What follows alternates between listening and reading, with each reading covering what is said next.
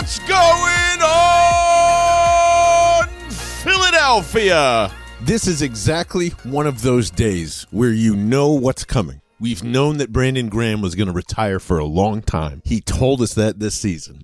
We thought it was really over when he re-tore his pec this year. And then to show up in the Super Bowl and to be a part of winning it as his career is ending hit me harder than I could have possibly imagined today, as I'm just getting done watching the same press conference that you probably saw, read about, or saw in clip form. And I don't think there's any way to not get emotional about this, because when I think of Brandon Graham, I think of my fandom immediately.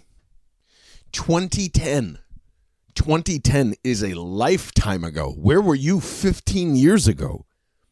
It's a final chapter in Andy Reid that is like finally over. Whew.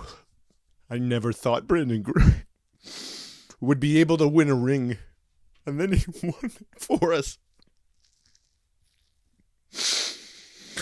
It literally changed the direction of the franchise, and he was the glue for all of it. And if you don't believe that, all of his teams where we were yelling and screaming, and you can tell the difference in education from football then and now, because if you looked at what he had to go through to stay here, to battle us, all of the incredible, awful teams, 2010 was just a blimp in the radar of hope that there would be a turnaround yet again with Andy Reid, and it led to one of the most destructive times in Philadelphia Eagles history, which you probably lived through as well. You can't imagine the feelings of an Eagles fan as they see Brian Dawkins get traded by that fucking fraud Joe Banner, who takes way too much credit then, today, for everything that the Eagles built for Andy and Howie and Jeffrey and kind of quote-unquote teaching them the way. Well, I gotta tell you, Joe, fuck you, because anybody else probably would have gotten rid of Brandon Graham. Brandon Graham was here before Jason Kelce got drafted, before Fletcher Cox got drafted, and was forced 2 years into his career to basically switch from a defensive end to an outside linebacker playing a 3-4 system, which didn't really fit anybody except the head coach's vision. Doug Peterson came in and saved him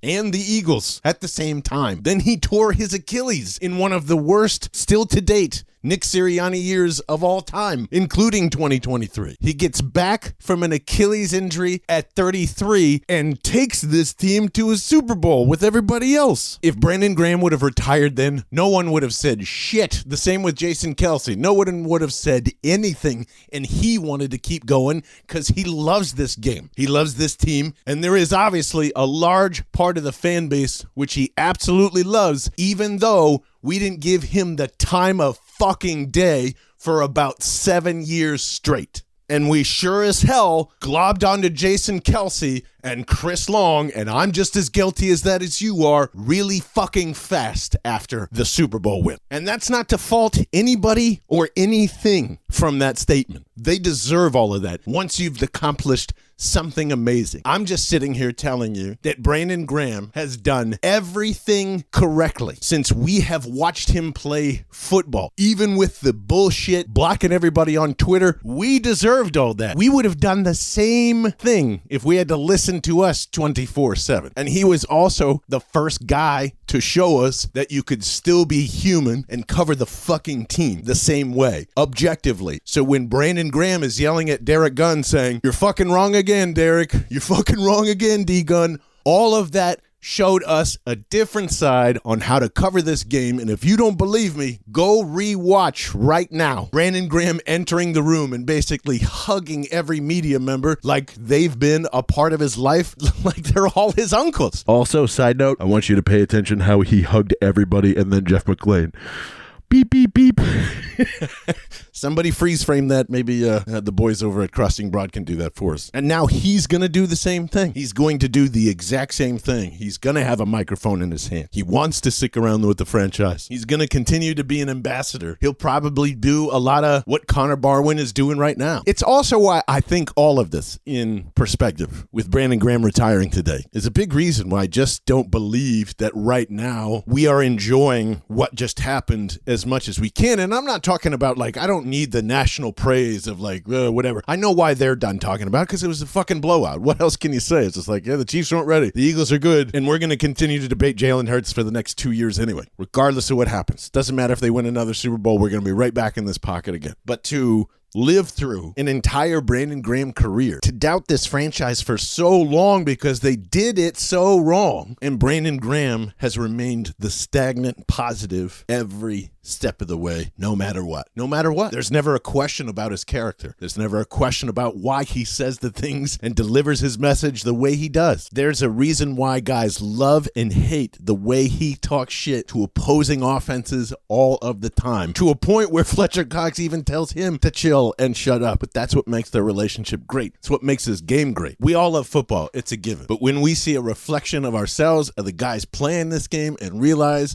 that they are a lot like us, even though our bank accounts are nowhere near the same, that's what I'm talking about. Many people have explained this, but if you do all of these things in Philadelphia and even tell us to go fuck ourselves, that's a good thing. We hated everything since Brian Dawkins. I know I mentioned that, but that's just a ripple effect all the way to there. And it's just crazy to think about that same Brandon Graham that I saw then is now responsible for two of the most beloved things that this fan base has been after for years and years and years. So Brandon, thank you for putting up with all of our shit, including mine, because you didn't deserve any of it. And if Twitter was more popular,